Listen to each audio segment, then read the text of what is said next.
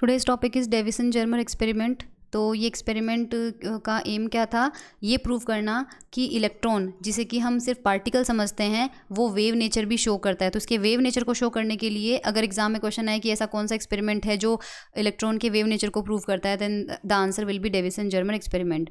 तो क्योंकि de Broglie ने कहा था कि अगर वेव पार्टिकल की तरह बिहेव कर सकती है तो पार्टिकल भी वेव की तरह बिहेव करेगा, और ये उसी का प्रूफ है।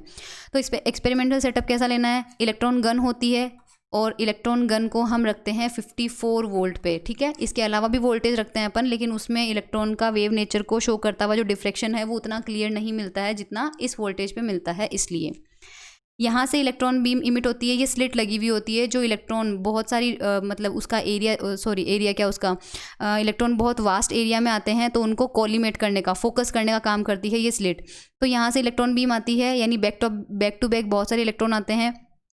यहाँ निकल का क्रिस्टल रखा हुआ होता है, तो यहाँ पर सपोज करो निकल का एटम है, वो इलेक्ट्रॉन एटम से टकराते हैं और टकराने के बाद डिटेक्टर के पास पहुँचते हैं। तो सपोज करिए इलेक्ट्रॉन कितने एंगल पे डिटेक्ट होके पहुँचा है, 5 एंगल पे स्कैटर होके इसके पास पहुँचा है।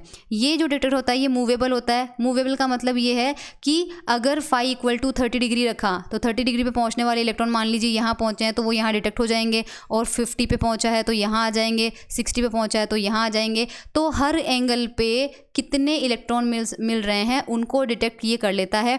और इलेक्ट्रॉन की संख्या किसको रिप्रेजेंट करती है, इंटेंसिटी को। ओके, तो अगर आपसे मतलब हमें ये कहने को मिले कि इलेक्ट्रॉन की इंटेंसिटी 30 डिग्री पे ज़्यादा मिली है, यानी कि 30 डिग्री पे स्कैटर होके आने वाले इलेक्ट्रॉनों की संख्या ज़्यादा है, 40 डिग्री पे इंटेंसिटी कम मिली है, यानी 40 डिग्री पे इलेक्ट्रॉन कम पहुँचे हैं। ओके, तो अब क्लासिकल फिजिक्स ने जब इसको एक्सप्लेन किया तो क्लासिकल फिजिक्स तो इलेक्ट्रॉन को वेव मानती नहीं है, इलेक्ट्रॉन को क्या मानती है, पार्टिकल मानती है। तो इलेक्ट्रॉन को अगर पार्टिकल समझ के हम ये वेरिएशन देखते तो इलेक्ट्रॉन क्लासिकल फिजिक्स क्या कहती है कि कोई भी पार्टिकल जब दूसरे पार्टिकल से टकराता है तो टक्कर के बाद वो किस डायरेक्शन में जाएगा, सभी डायरेक्शन में जाने की उसकी पॉसिबिलिटी सेम होती है। अगर सेम होती है इसका मतलब इलेक्ट्रॉन जब यहाँ से आया, टकराया और फाई एंगल पे निकल गया, तो फाई की वैल्यू चाहे आप 30 डिग्री रखो, चाहे 40 डिग्री रखो, चाहे 50 डिग्री रखो, सबके करस्पॉन्डिंग इंटेंसिटी यानी इलेक्ट्रॉनों की संख्या जो इस एंगल पे जा रहे हैं डिटेक्टर के पास वो सेम होनी चाहिए। यानी फाई के साथ आई का कोई भी चेंज नहीं होना चाहिए, और अगर हो भी रहा है तो वो चेंज बहुत कम होना चाहिए। जबकि एक्सपेरिमेंटली फाई वर्सेस आई, यहाँ पे इंटेंसिटी है, आई और फाई के बीच का जो ग्राफ है वो कुछ इस तरह से आया, जो कि क्लियरली दिख रहा है कि सिमिलर तो नहीं है। इसमें से सिर्फ ये वाला पोर्शन जो है इसको देखो यहाँ पे ड्रॉ करते हैं।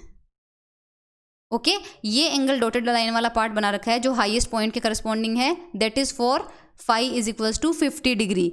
इसका ये मतलब है कि जब फाई से ज़्यादा की तरफ जाते हैं, यानी अगर 60 डिग्री एंगल कर दोगे तो इंटेंसिटी डिक्रीज हो जाएगी, अगर 40 डिग्री कर दोगे तो भी इंटेंसिटी डिक्रीज हो जाएगी। यानी 50 डिग्री पे इंटेंसिटी हाईएस्ट मिली है, उसके आगे या पीछे दोनों एंगल पे इंटेंसिटी डिक्रीज हो रही है। अब अगर हम नॉर्मल डिफ्रेक्शन का आपने ग्राफ अगर ऑप्टिक्स में देखा होगा तो डिफ्रेक्शन से रिलेटेड ग्राफ इस तरह से मिलता है कुछ। ये प्रिंसिपल मैक्सिमा बनता है, उसके बाद मिनिमा और फिर सेकेंडरी मैक्सिमा बनने लगते हैं। तो किसी भी वेव का जब डिफ्रेक्शन होता है तो ये आपको हाईएस्ट इंटेंसिटी वाला पॉइंट यहाँ पर मिलता है। आप उसके आगे जाओगे तो भी इंटेंसिटी डिक्रीज होती है, पीछे जाते हैं तो भी इंटेंसिटी डिक्रीज होती है।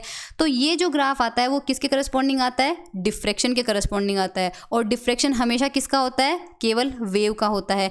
लेकिन क्योंकि इस तरह का ग्राफ हमें यहाँ पर मिल रहा है, ये देखो ये वाला ग्राफ जो है, ये कर्व हमें डिफ्रेक्शन से मिलता जुलता मिल रहा है, यानी कि यहाँ इस एक्सपेरिमेंट में जो डिफ्रेक्शन हुआ है वो किसका हुआ है, वेव का हुआ है। और हमने किसका कराया था, इलेक्ट्रॉन का। इसका मतलब इलेक्ट्रॉन किसको रिप्रेजेंट कर रहा है, वेव को। तो ये तो प्रूव हो गया कि इलेक्ट्रॉन जो है इस एक्सपेरिमेंट में पार्टिकल की तरह बिहेव नहीं करता है बल्कि वेव की तरह बिहेव करता है। तो इसकी वेवलेंथ कैलकुलेट करते हैं यूजिंग एक्सपेरिमेंट और फिर डी ब्रोगली फॉर्मूले से। अगर वो सेम आ जाती है तो डी ब्रोगली हाइपोथेसिस भी वेरीफाई हो जाएगी।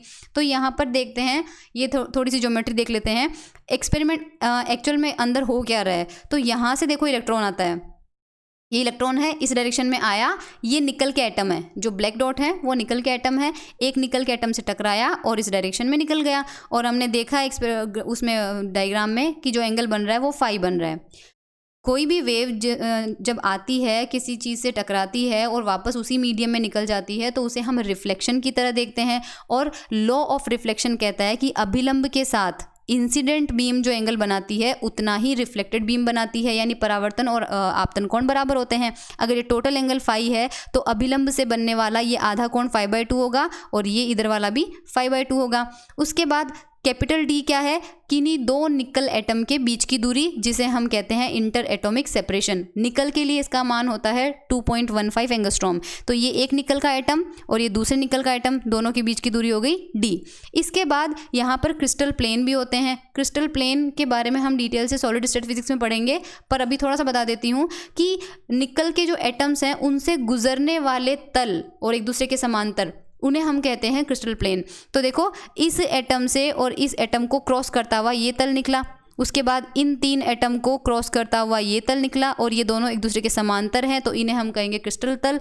और इन दोनों के बीच की परपेंडिकुलर डिस्टेंस को हम रिप्रेजेंट करेंगे स्मॉल डी से। और मान लीजिए यहाँ एंगल बन रहा है थीटा, और इस थीटा की वैल्यू हमें फाई के टर्म्स में निकालनी है, जो कि ज्योमेट्री से होगा। तो इसकी ज्योमेट्री देखना, ठीक है।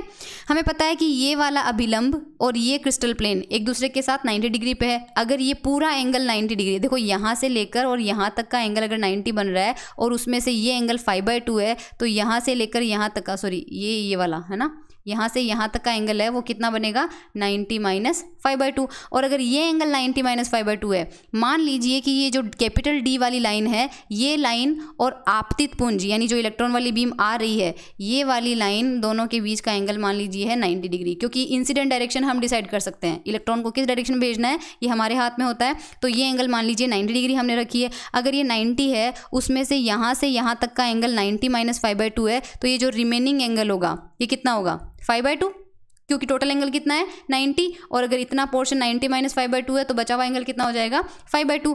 अब अगेन देखो, ये तो आ रहा है आपका प्लेन और ये है अपना अभिलंब, ये दोनों एक दूसरे के साथ कितने पे हैं? 90 डिग्री पे। यहाँ से यहाँ तक का एंगल कितना बन रहा है? 90। उसमें से ये एंगल हमने माना है, ये एंगल कितना है? 5/2। तो रिमेनिंग एंगल जो हो जाएगा विच इज़ थीटा, ये कितना हो जाएगा? 90 - 5/2। तो थीटा हमारे पास कितना हो जाएगा? 90 - 5/2। अगर मैं यहाँ से कोस थीटा निकालने के लिए बोलूँ तो वो क्या हो जाएगा? कोस 90 - 5/2। और कोस 90 - थीटा कितना होता है? Sine theta. तो this will represent sine 5/2। Okay, अब मैं आपको एक ट्राइंगल बनाना रिप्रेजेंट करके बताती हूँ। मान लीजिए ये पॉइंट है ए, दिस इज बी और ये है सी। तो ये राइट एंगल ट्राइंगल बना रहा है ABC। तो डायग्राम में देखिए, वापस यहाँ पर बना देते हैं एक बार। ये अपना हो जाएगा मान लीजिए ए, ये हो जाएगा बी और यहाँ से सीधा ये 90 पे आ रहा है और ये हो जाएगा सी। ये अपना बन रहा है थीटा। ये डिस्टेंस डायग्राम में देख लीजिए डी को रिप्रेजेंट कर रही है और ये स्मॉल डी को। यहाँ से कोस थीटा की वैल्यू कितनी आ रही है? Small D upon capital D, यानी बेस अपॉन हाइपोटेनियस। और डी की वैल्यू कितनी आ रही है? Capital d cos theta. और कोस थीटा हमने अभी भी प्रूव किया किसके इक्वल है? साइन 5/2। तो यह आ जाएगा डी साइन 5/2। तो ये जो रिलेशन है ये मैंने यहाँ पर लिखा हुआ है, ये ठीक है। तो ये रिलेशन आपको समझ में आ गया होगा। तो निकल के लिए कैपिटल डी की वैल्यू 2.15 एंगस्ट्रॉम होती है और स्मॉल डी अपने पास ये आ जाएगा। हम वैल्यू पुट करेंगे, फाई अपने पास 50 डिग्री है, आंसर आ जाएगा 0.91 एंगस्ट्रॉम। एक होता है ब्रैग डिफ्रैक्शन लो। देखो, डिफ्रैक्शन जितनी भी वेव का होता है वो सब इस फॉर्मूले को फॉलो करते हैं। इसका डेरिवेशन हम करेंगे सॉलिड स्टेट फिजिक्स में। ओके, इसका डेरिवेशन। तो अभी के लिए आप ये लो याद रख लीजिए। फॉर फर्स्ट ऑर्डर का मतलब ये है कि जो डिफ्रैक्शन पैटर्न में अपन को इस तरह की पीक मिल रही थी, इसमें से जो हाईएस्ट पीक मिलती है इसके करस्पॉन्डिंग इसे अपन बोलते हैं फर्स्ट ऑर्डर का डिफ्रैक्शन। ये सेकंड वाला जो मिलता है इसको हम बोलते हैं n=2 और आगे इंक्रीज होता रहता है। तो हमें तो 50 डिग्री पे फर्स्ट वाला मैक्सिमा ही मिला था, इसलिए हम 50 डिग्री के करस्पॉन्डिंग n=1 लेंगे। डी हमने निकाला ही है। थीटा हमारा 65 क्यों हो जाएगा? क्योंकि थीटा 90 - 5/2 था और 550 था, तो आंसर आ जाएगा 65। ये सब वैल्यू पुट करेंगे तो लैम्डा आ जाएगा 1.65 एंगस्ट्रॉम। और डी ब्रोगली रिलेशन जो कहता है कि अगर कोई इलेक्ट्रॉन v वोल्ट से एक्सेलरेटेड हो तो उसकी डी ब्रोगली वेवलेंथ का फॉर्मूला होता है ये, जिसका डेरिवेशन मैंने आपको प्रीवियस लेक्चर्स में करवा रखा है। डी ब्रोगली रिलेशन करके जो टॉपिक से नाम से वीडियो है उसमें आपको ये प्रूफ मिल जाएगा। तो इलेक्ट्रॉन को अगर v वोल्ट से एक्सीलरेट करते हैं तो हमने कितने वोल्ट से एक्सीलरेट किया था 54 वोल्ट से, तो वहाँ से डी ब्रोगली के फॉर्मूले से इसकी वेवलेंथ आ रही है 1.67 एंगस्ट्रॉम, जबकि डेविसन जर्मर से आ रही है 1.65 angstrom, which are very close to each other. इसका मतलब de Broglie hypothesis is verified. तो ये एक्सपेरिमेंट कंप्लीटली प्रूव करता है कि इलेक्ट्रॉन वेव नेचर को भी शो करता है।